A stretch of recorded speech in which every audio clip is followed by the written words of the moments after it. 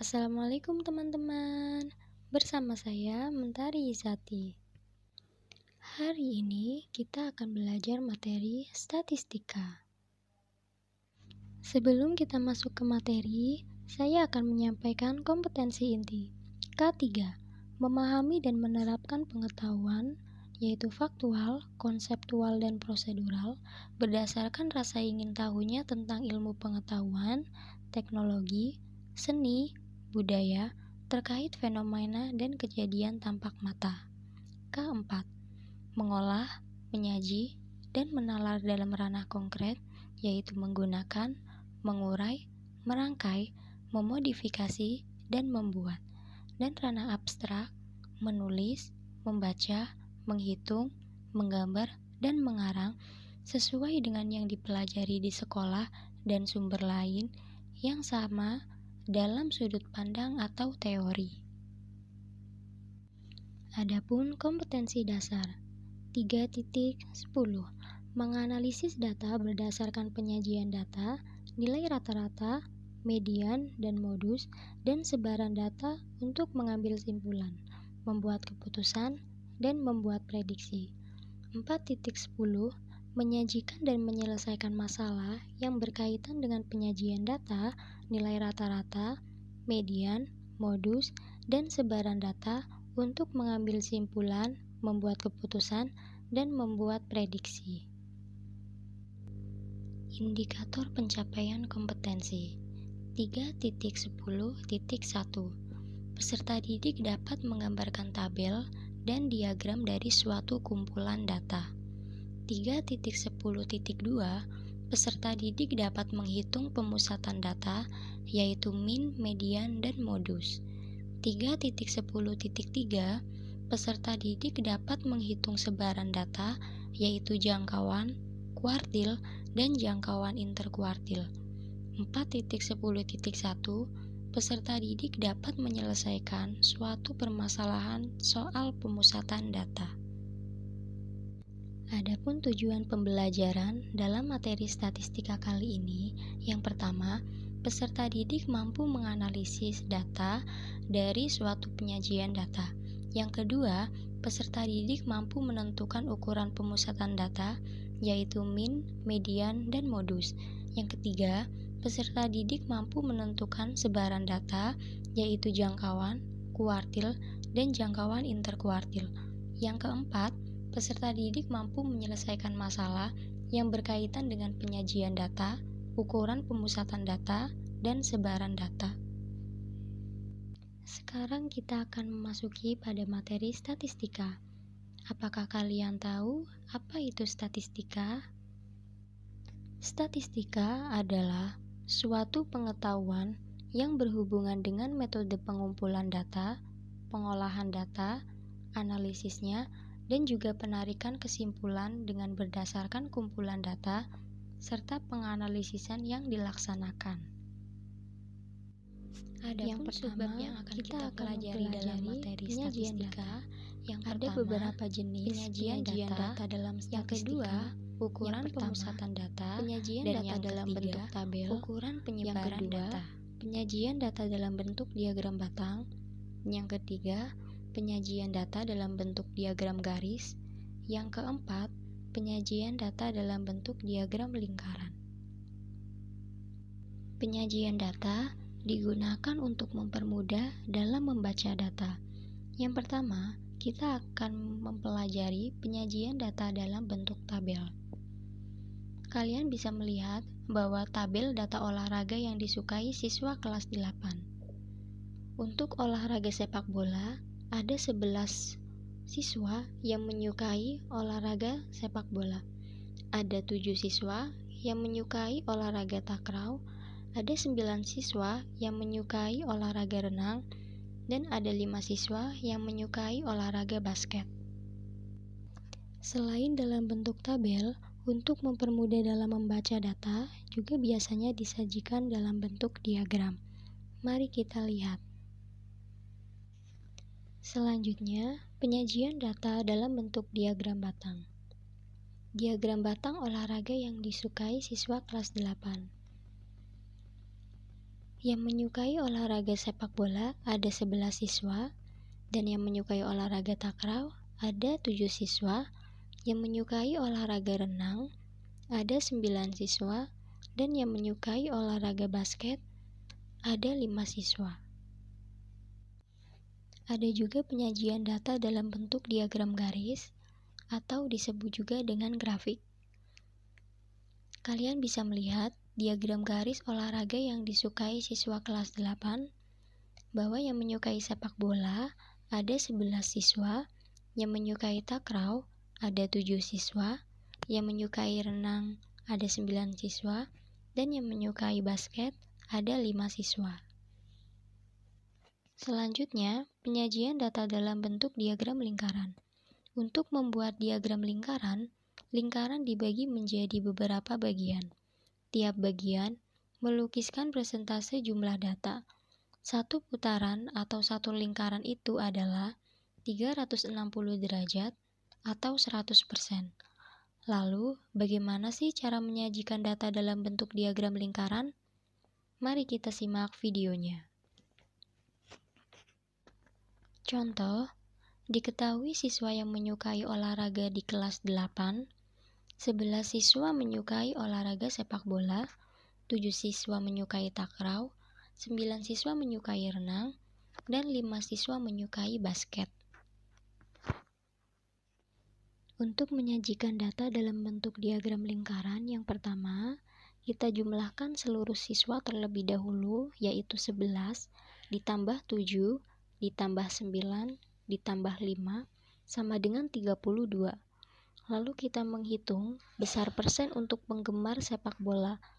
Untuk penggemar sepak bola ada 11 orang, dan jumlah seluruh siswanya ada 32, maka 11 per 32, dan jumlah seluruh persen ada 100, maka dikali 100%, sama dengan 34,375%. Kita bulatkan menjadi 34%. Besar persen untuk penggemar takraw sama dengan 7 per 32 dikali 100%, sama dengan 21,875%. Kita bulatkan menjadi 22%. Besar persen untuk penggemar renang sama dengan 9 per 32 dikali 100%, sama dengan 28,125%, sama dengan 28%. Besar persen untuk penggemar basket sama dengan 5 per 32 dikali 100%, sama dengan 15,625%. Kita bulatkan menjadi 16%. Nah, maka kita bisa langsung menyajikan dalam bentuk diagram lingkaran, yaitu yang menyukai sepak bola ada 34%, yang menyukai basket ada 16%, yang menyukai renang ada 28%, dan yang menyukai takraw ada 22%. Selanjutnya, kita akan memasuki pada subbab ukuran pemusatan data, yaitu min, median, dan modus. Yang pertama, kita akan membahas mengenai min. Min adalah rata-rata hitung suatu data. Min dihitung dengan cara membagi jumlah nilai data dengan banyaknya data. Untuk lebih jelas lagi, kita akan membahas contoh dari min. Tentukan min dari data 5, 7, 8, 9, 8, 9, 10, 4, 3, 6. Untuk penyelesaiannya diketahui suatu data yaitu 5, 7, 8, 9, 8, 9, 10, 4, 3, 6. Yang ditanyakan adalah min. Maka untuk jawabannya rata-rata atau kita bisa membacanya dengan X bar sama dengan jumlah seluruh data dibagi banyaknya data. Nah, untuk datanya itu sama dengan 5 ditambah 7 ditambah 8 ditambah 9 ditambah 8 ditambah 9 ditambah 10 ditambah 4 ditambah 3 ditambah 6 lalu dibagi dengan banyaknya data. Banyaknya data ada 10, maka sama dengan 69 per 10. Maka diperoleh adalah 6,9. Jadi, min dari data tersebut adalah 6,9. Selanjutnya adalah median. Median adalah nilai tengah dari keseluruhan data setelah dalam keadaan diurutkan dari terkecil hingga ke terbesar. Untuk mencari median, yang pertama, data diurutkan terlebih dahulu. Lalu selanjutnya untuk data ganjil, maka rumus mediannya sama dengan xn ditambah 1 dibagi 2, dengan n adalah banyaknya data. Untuk data genap, maka median sama dengan setengah dikali xn per 2 ditambah xn per 2 ditambah 1, dengan n adalah banyaknya data. Nah, selanjutnya kita akan memasuki contoh pada median. Tentukan median dari data 3, 8, 6, 9, 2, 4, 6, 1, 6, 7. Diketahui suatu data 3, 8, 6, 9, 2, 4, 6, 1, 6, 7, dan yang ditanyakan adalah median atau ME, maka jawab urutkan data terlebih dahulu, yaitu 1, 2, 3, 4, 6, 6, 6, 7, 8, 9. Nah, telah kita ketahui bahwa jumlah datanya ada 10, sehingga ME sama dengan setengah xn per 2 ditambah xn per 2 plus 1, maka sama dengan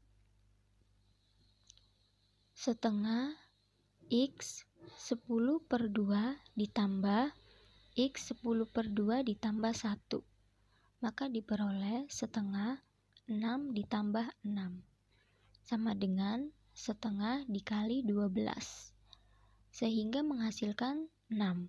Jadi, median dari data tersebut adalah 6. Selanjutnya ada modus.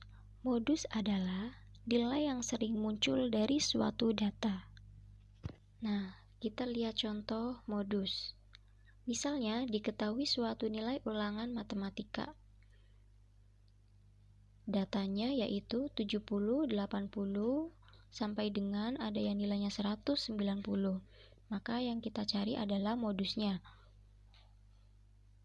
Untuk yang mendapatkan nilai 70, ada 1 siswa, kemudian yang 75 ada 3 siswa, 80 ada 9 siswa, 85 ada 5 siswa, yang mendapatkan nilai 90 ada 7 siswa, 95 ada 1 siswa, dan 100 ada 4 siswa. Jadi kita cari satu persatu yang memperoleh nilai ulangan matematika itu sebanyak berapa siswa. Maka nilai yang sering muncul atau nilai yang mendapatkan nilai terbanyak, siswa yang mendapatkan nilai terbanyak dari nilai tersebut adalah 80. Jadi modusnya adalah 80. Oke, selanjutnya kita akan masuk pada subbab ukuran penyebaran data, yaitu ada jangkauan, kuartil, dan jangkauan interkuartil. Yang pertama, kita akan membahas jangkauan. Jangkauan suatu data adalah selisih antara data terbesar dan data terkecil. Untuk rumus jangkauan itu sendiri, data terbesar dikurangi data terkecil. Mari kita lihat contoh jangkauan. Nilai ulangan matematika 10 siswa sebagai berikut, yaitu 70, 60, 80, 70, 100, 85, 65, 77, 85, dan 90. Hitunglah jangkauan nilai ulangan matematika 10 siswa. Diketahui, nilai ulangan matematika 10 siswa adalah 70, 60, 80, 70, 100, 85, 65, 77, 85, dan 90. Yang ditanyakan adalah jangkauan. Maka kita mencari data terkecil terlebih dahulu. Untuk data terkecilnya adalah 60. Kemudian untuk data terbesarnya adalah 100.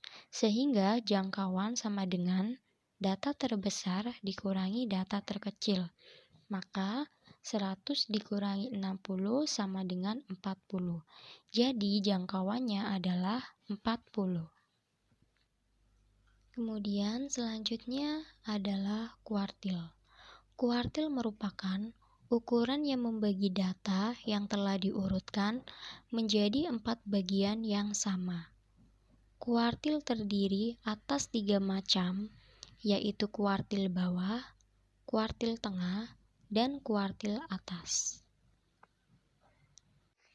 Nah, untuk rumus kuartil itu sendiri, jika data terdiri atas X1, X2, X3 sama dengan Xn dengan N bilangan asli tidak kurang dari 4, maka berlaku untuk N ganjil Q1 sama dengan X1 per 4 N plus 1, maka untuk Q2-nya sama dengan X2 per 4 N plus 1, dan untuk Q3 sama dengan X3 per 4 N plus 1. Untuk N genap, maka Q1-nya sama dengan X1 per 4 N plus 1, dan Q2-nya 2 per 4 N plus 1, dan Q3 X3 per 4 dikali N plus 1. Selanjutnya, kita akan membahas mengenai jangkauan interkuartil. Jangkauan interkuartil adalah selisih antara kuartil atas dan kuartil bawah. Jangkauan interkuartil dinotasikan dengan QR. Untuk rumus jangkauan interkuartil itu sendiri sama dengan Q3 dikurangi Q1. Kita lihat contoh pada kuartil dan jangkauan interkuartil. Diketahui suatu data sebagai berikut: 39, 36, 39 sampai dengan 37. Hitunglah kuartil dan jangkauan interkuartil. Yang pertama, kita urutkan data terlebih dahulu, yaitu 36, 36, 36, 36-nya ada 3, kemudian 37-nya ada 2, 38-nya ada 1, dan untuk 39-nya ada 3, kemudian 40-nya ada 1. Nah, setelah itu kita bagi data menjadi 2 terlebih dahulu untuk mencari Q2. Kemudian untuk mencari Q1, data sebelah kiri dibagi menjadi 2, dan untuk mencari Q3, data sebelah kanan kita bagi menjadi 2. Maka diperoleh Q1 sama dengan 36 ditambah 36 per 2 sama dengan 36. Untuk Q2 sama dengan 37 ditambah 38 per 2 sama dengan 37,5. Untuk Q3 sama dengan 39 ditambah 39 per 2 sama dengan 39. Kemudian selanjutnya kita akan mencari jangkauan interkuartil. Jangkauan interkuartil rumusnya QR sama dengan Q3 dikurangi Q1. Maka sama dengan 39 dikurangi 36 sama dengan 3. Jadi kuartil bawah, kuartil tengah, dan kuartil atasnya adalah 36, 37,5, 39, dan jangkauan interkuartilnya adalah 3.